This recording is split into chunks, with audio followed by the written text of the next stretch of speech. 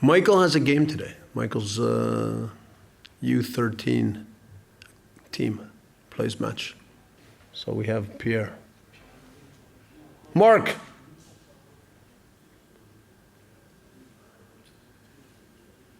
Yes, Pierre.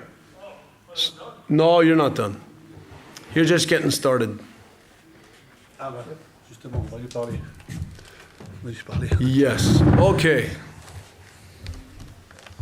Bon, comment on sort d'un tel match? Voilà, il y a eu 20 bonnes minutes et puis après on a le sentiment qu'il n'y a plus rien eu, presque. What's your state of mind after a game like this? There's been 20, a big 20 good minutes, and then we have a feeling that there was not much after that. Yeah, that's true. You win all kinds of matches. And today there was some football before led up to 1-0. When we took the lead, our confidence to still play, connect passes, keep possession. But we still finish with a shutout, clean sheet. So we keep working to get better, but we're happy for 3 points. Non, mais c'est un peu ça. On débute bien. Et puis une fois qu'on mène, c'est vrai qu'il y a peut-être plus la confiance. On est un peu entre deux eaux, à savoir si on doit attaquer ou défendre. On se retrouve à défendre parce que on n'a pas confiance justement qu'à ce moment-là, continuer à jouer notre jeu, connecter certaines passes. Mais bon, c'est vrai qu'en fin de compte, il faut gagner ce genre de match. On n'a pas pris de but pour le deuxième match consécutif et puis on gagne 3 points. Laurent Rousset, l'entraîneur de Créteil, disait que les Cristoliens avaient été supérieurs dans beaucoup de domaines aujourd'hui. Est-ce que c'est aussi ton avis? The Créteil coach said that today the Créteil was superior in many areas. Is it the way you feel? I thought that, especially after it was 1-0, Créteil pushed the game. And as I said, we weren't good enough with the ball, so we forced to defend. So this is the way the game played out today. Juste comme je vous l'ai dit, je pense qu'après 1-0, on n'était pas assez bon, je veux dire, en possession. Et c'est le genre de, on défend trop. C'est le genre de, ça va arriver. Il y a des matchs comme ça. Donc j'ai pas à commenter ce qu'a dit le coach de Créteil. You know, I've said since I arrived that you have 2 projects at the same time. One is to try to take as many points, and 2 is to continue to try to make the football better. And so we're working on both sides. J'ai dit dès mon arrivée ici qu'on avait deux projets quasiment différents. Un était de marquer le plus de points possible, et le projet 2, c'était surtout d'améliorer la qualité de notre football. Je ne change rien par rapport à ma déclaration initiale. Sur le match d'aujourd'hui, il y a encore un peu de boulot sur la qualité du football. Si on ne prend que le match d'aujourd'hui. So just looking at today's game, there's some more work that needs to be done on football quality. Just looking at today. Sure. So far, looking at every game, there's work to be done. Ok, mais pour lui, oui évidemment, mais pour moi, je pense qu'il y a du boulot qui reste à faire sur ce match d'aujourd'hui, mais aussi en regardant les autres. You know, look, I think we're capable of making our football better, but this is work. Football has many parts. So with the ball, reactions, defending, pressing. So we work every week to try to improve our football. Je pense qu'on est capable d'améliorer notre qualité de jeu, et que ce soit avec, sans ballon, des réactions, du déplacement, etc.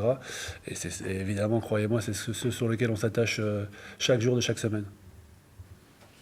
Un mot sur Lys Mousset, qui était le plus jeune joueur sur le terrain aujourd'hui, en tout cas côté Havrais, et qui prend sa responsabilité, qui va frapper ce pénalty. C'était prévu à l'avance, qu'en l'absence de Mathieu, ce soit lui qui frappe, ou voilà, c'est à chaud qu'il a décidé de frapper. One word on Lys Mousset. He's the youngest guy on the field today, at least if you look at Le Havre, and he's taking this PK. Is that something that was planned in advance, especially as Mathieu Duhamel wasn't there today, or is it something that happened on the field? There's a list, and then they make the final decision on the field. On a une liste prédéterminée avant les matchs, et c'est aux joueurs de prendre la décision finale sur le terrain. Et c'est lui qui est juste derrière Duhamel sur cette liste? And is Lys right behind Mathieu Duhamel on this list? Philippe usually handles the list, so I don't always have the... Philippe Bizel est généralement en charge de la liste, donc il n'a pas tous les détails là-dessus. Ce serait une question pour lui. Lys took a penalty earlier, has confidence. I think he's improving as a player. So we still feel that he can get better, but he's moving in a good direction. Alors pour en revenir à Lys, c'est quelqu'un qui a déjà tiré un penalty contre Auxerre. C'est un jeune joueur qui fait des progrès. Maintenant, il y a encore du chemin à faire pour devenir un très bon joueur. Oui, il a encore du chemin à faire, mais néanmoins, sur un tel match où on sait que voilà, ça peut effectivement se débloquer sur un petit détail, c'est lui qui va, voilà, je prends ma responsabilité, j'y vais. Yes, he's got a ways to go, but on a game like this, he's also capable of taking his responsibility and saying, I'm taking it, I'm going for it. Yeah, he's confident. So we've seen that before, and that's a good thing. We don't want to take the confidence away, and we want to continue to try to add to everything to make it better. Oui, il est confiant, il a confiance en lui, confiance en ses capacités, et c'est une bonne chose. C'est quelque chose qu'on va surtout pas, que ce soit lui ou un autre joueur, on va surtout pas les mettre en position de justement leur retirer cette confiance. Et par contre, en parallèle, il faut continuer à travailler sur tous les autres aspects de son jeu. La semaine dernière, c'était le premier succès de Bob Bradley à l'extérieur. Aujourd'hui, c'est la première fois que Bob Bradley gagne 2 matchs de suite. Est-ce que voilà, c'est quelque chose qui compte pour lui ou finalement c'est un peu détail? Last week it was the first away win from the Bob Bradley's era, and today is the first time that we actually during the Bob Bradley era that the team is winning 2 games in a row. Is it something for you that counts, or is just a detail? It's a detail. As I already mentioned, I see football things that need to get better every week, so I focus on that. Non, pour moi, pour moi, je n'attache pas une seconde à ça, c'est un détail. Et comme je vous l'ai dit, moi, je vois des détails footballistiques qu'on doit améliorer chaque semaine, et c'est à ça que je m'attache. Est-ce qu'ils sont une nouvelle dynamique avec ces 2 victoires de suite, et une dynamique de l'après-midi plutôt que tu sens que c'est plus simple ou Do you think that de jouer l'après-midi que le soir? Do you think there's new momentum, like a new dynamic, just playing, and especially like an afternoon dynamic, because there's 2 wins in a row at around 2 on the Saturday, or is just a coincidence? And do you see any difference with the team for the afternoon games as opposed to the evening games? No, I don't see a difference. I think it's coincidence. We do everything to be prepared for the game. As I keep saying, we try to make football better. We try to understand the opponent and make sure we're ready to play. Non, pour moi, tout ça, j'y attache pas une seconde. Quelle que soit l'horaire du match, on se prépare en conséquence. Et on prête plus attention justement à ce qu'on doit améliorer de notre côté et notre façon de préparer le match, et aussi, évidemment, aux qualités et défauts de l'adversaire. Qu'est-ce qu'il pense d'une victoire 1-0 sur un match qui n'est pas terrible? Est-ce que c'est le genre de match idéal quand on veut monter? Est-ce que c'est le match parfait? What do you think of such a win on a game that obviously of not great quality? Do you think it's like an ideal result on a team that has got ambitions to go up?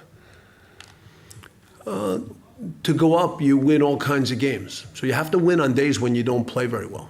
That's also part of football. So we're happy with that, and we're not happy with the fact that we still think, not only for today, but for many days, that our football can be better. So it's my mentality every week.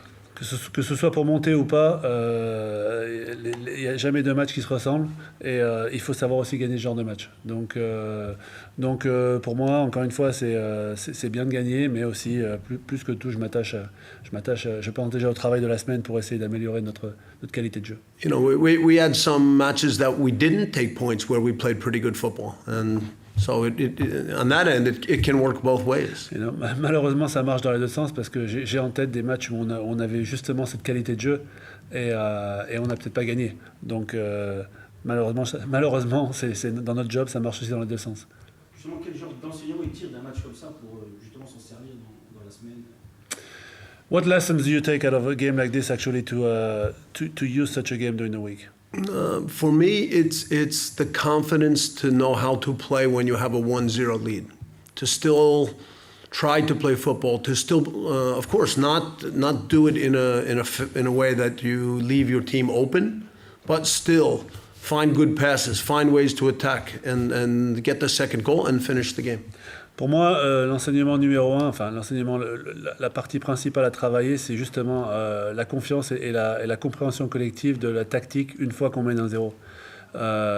Pour savoir continuer à jouer, continuer à attaquer, sans évidemment trop se découvrir derrière, mais justement avoir cette compréhension collective qu'on n'avait peut-être pas aujourd'hui à certains moments. C'est vrai qu'à son arrivée, on avait quand même senti une touche, il y avait du pressing, il y avait plus de mouvement. Comment on peut expliquer qu'aujourd'hui on la retrouve plus forcément après plusieurs semaines? When you arrived, we felt there was like a little touch, a Bob Bradley touch on the game. There was a little more pressing, a little more intensity. How do you explain that? Maybe that part, we didn't see today.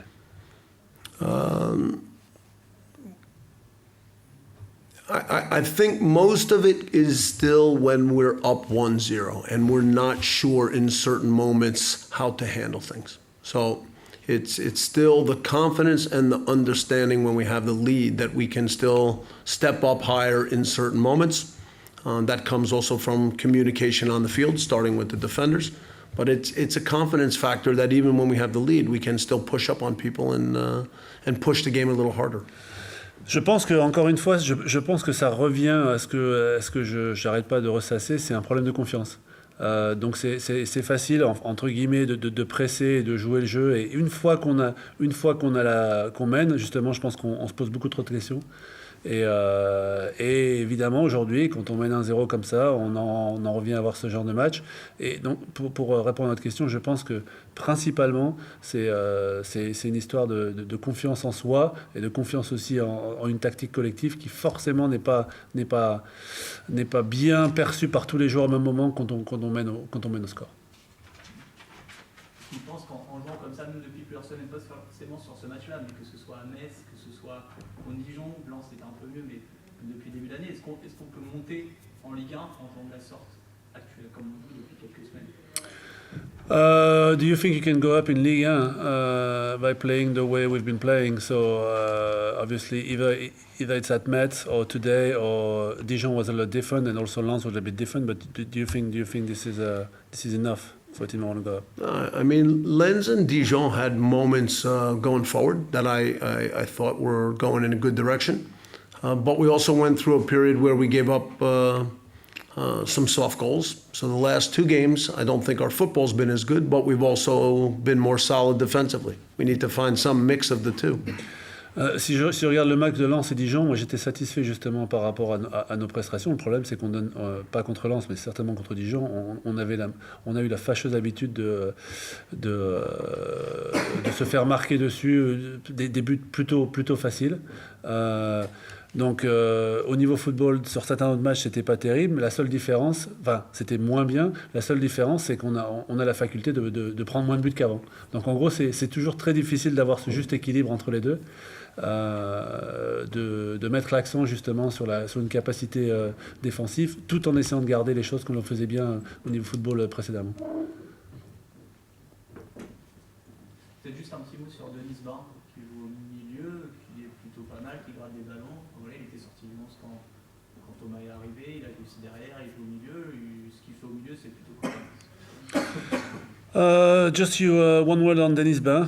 This is more like a centre back playing in the midfield. When Thomas Ayas came, Denis was briefly on the bench, and his game has been pretty good in the midfield. You have any word on him specifically? The record with the team with Dennis in the midfield is quite good. So Dennis still provides some defensive qualities in front of the center backs that's helped the team. He's improved with the ball. It's still not his strong suit.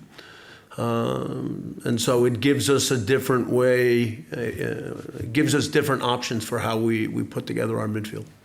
Si on regarde l'historique des résultats de Denis, depuis qu'on est arrivé, si on regarde l'historique des résultats avec Denis justement au milieu de terrain, on se rend compte que nos résultats sont plutôt bons. On a comment dire, record, je sais pas comment on dit, bref. C'est un total plutôt satisfaisant au niveau comptable. Et donc Denis a fait des progrès. C'est bon, toujours pour un défenseur formé, défenseur central, c'est vrai que c'est difficile, notamment balle au pied dans des espaces réduits au milieu. Mais là aussi, il fait des progrès. Et donc on continue à travailler avec lui, entre autres, plusieurs scénarios, dont celui évidemment avec lui à ce poste. Juste un petit mot sur cette équipe de Créteil qui est en grande difficulté, qui ne prend aucun point, mais qui pourtant vous a posé énormément de problèmes dans le jeu et qui aurait pu avoir des véritables occasions pour ouvrir le score. Est-ce que vous aviez prévu justement une équipe de Créteil comme celle-ci avec un schéma différent? Well, on Créteil, which is a team that is really having a tough time right now. But if you look at today, could have had chances, could have a few more situation chances. Is it something that you had planned? Playing against such a team, and especially today in a formation a little bit different. Yeah, they came in, used a different system. They did a good job of playing balls up to their strikers, who both held the ball and did well for the team, and then brought other players into the game. And so on that end, I give Créteil credit. And of course, it put us in a situation where we also had to defend in a strong way. Non, évidemment, on s'attendait à un match difficile, comme pas mal d'équipes qui sont justement dans ce genre de situation. On était prêts aussi par rapport à leur ajustement tactique aujourd'hui, et c'est vrai qu'ils ont fait un match. Je tire mon chapeau, ils ont fait un plutôt bon match. Mais après, c'est vrai qu'on aurait pu sortir de situations bien plus facilement si on avait fait de simples gestes défensifs, si on avait exécuté de simples gestes défensifs d'une manière un peu plus efficace. Merci. Ok.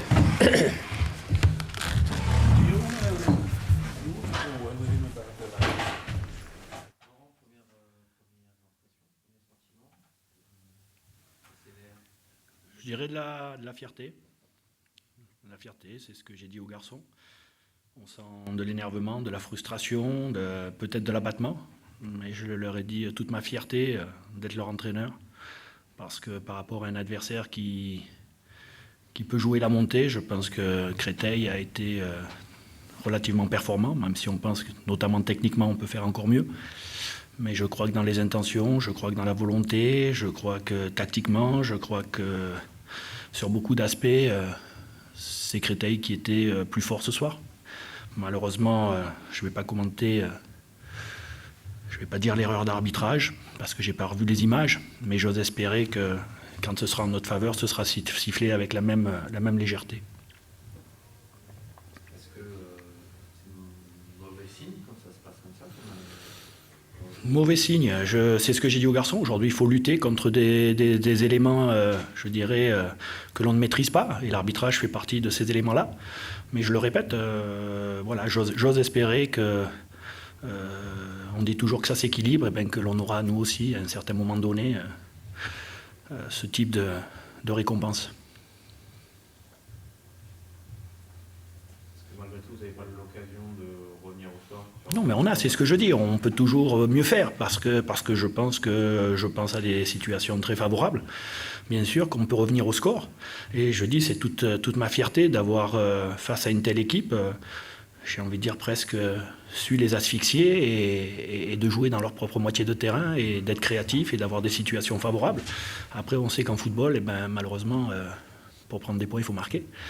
Donc c'est la rare fois où on n'y est pas arrivé, ce qui est dommage. C'est une injustice, là, le résultat d'aujourd'hui, pour toi? Je ne veux pas parler d'injustice, j'ai envie de dire c'est une défaite contre laquelle il va falloir lutter, parce que, je le répète, je crois qu'elle est injuste. Maintenant, voilà, il y a un calendrier qui arrive et on sait qu'on se doit de faire une série pour se sortir de ce mauvais pas. Mais quand je vois la prestation, quand je vois l'intensité qui est mise, la volonté, voilà, ça serait dommage pour nous aujourd'hui de ne pas inverser cette tendance.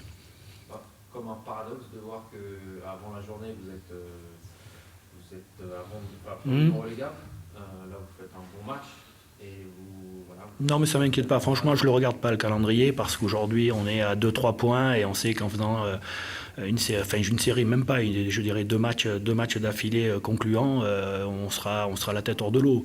Aujourd'hui, je suis plus axé sur les prestations que l'on fait, la qualité, et je pense que sur les derniers matchs, on a mis l'intensité nécessaire, on a montré que physiquement, on pouvait, je dirais, rivaliser facilement avec les équipes du haut du tableau. Je pense que dans le jeu, on a montré aussi qu'on était une équipe capable de faire de belles choses. Après, on en revient sur des décisions ce soir d'arbitrage, sur des buts que l'on aurait pu marquer. Voilà, je pense que le Havre ce soir doit être relativement, comment dirais-je, heureux par rapport à la prestation et par rapport, je dirais, aux peu de situations favorables qui se sont créées. Il n'y a pas un risque de découragement pour les gars comme ça? Bien sûr, mais on va lutter contre ça. C'est pour ça que j'interviens très rapidement, parce qu'en arrivant dans le vestiaire, c'est vrai qu'il y avait de l'abattement, il y avait aussi, je dirais, des propos face au corps arbitral qui étaient dus à la frustration. Donc, non, l'intervention a été immédiate justement pour relever la tête, pour être fier de ce que l'on a fait, même si ça c'est pas valorisant en termes de points. Mais en continuant comme cela, je pense qu'on va arriver à faire tourner cette roue dans le bon sens. C'est bon? C'est bon. Merci Laurent. Merci.